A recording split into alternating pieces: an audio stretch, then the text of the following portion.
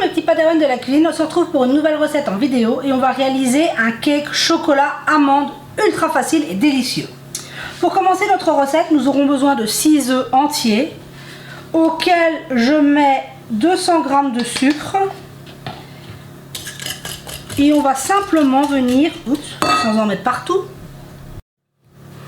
Donc voilà, j'ai ramassé ma petite gaffe. On vient mélanger le sucre et les œufs.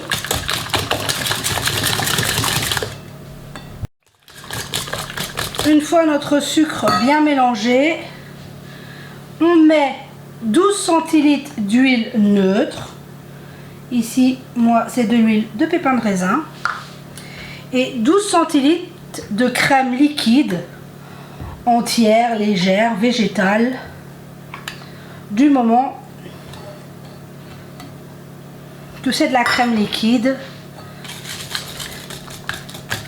Utilisez celle que vous préférez. On mélange. À ce stade, je vais tout de suite ajouter mon sachet de levure chimique. Donc on met 11 g de levure chimique et 250 g de farine. Moi ici c'est de la T55. Je vais l'ajouter en 2 fois. Donc on ajoute notre farine, on mélange.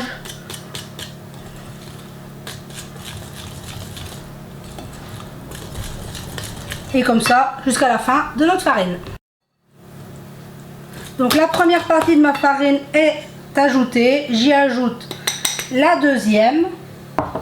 À ce stade, j'ajoute aussi 2 cuillères à soupe de cacao en poudre non sucré.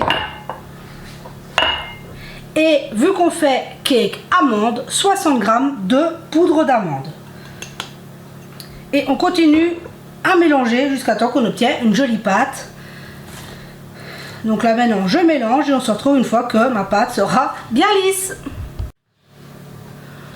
En quelques secondes on obtient une très jolie pâte qui sent divinement bon. Vous connaissez mon amour de la poudre d'amande. Donc là je vais enlever mon fouet et prendre une spatule et préparer mon moule. Donc voilà, avec une spatule on vérifie que notre pâte, il n'y ait plus de morceaux de farine pas bien mélangés ou de cacao. J'ai préparé un moule à cake.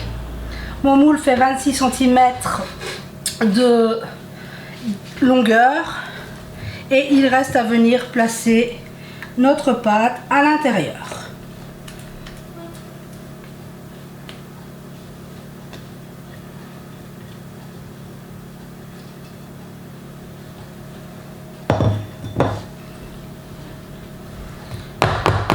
Une fois notre pâte dans notre moule, on part en cuisson 180 degrés pour 40 à 45 minutes, dépendamment de vos fours. Vous savez, on vient piquer pour vérifier la cuisson. Donc on se retrouve à la fin de la cuisson.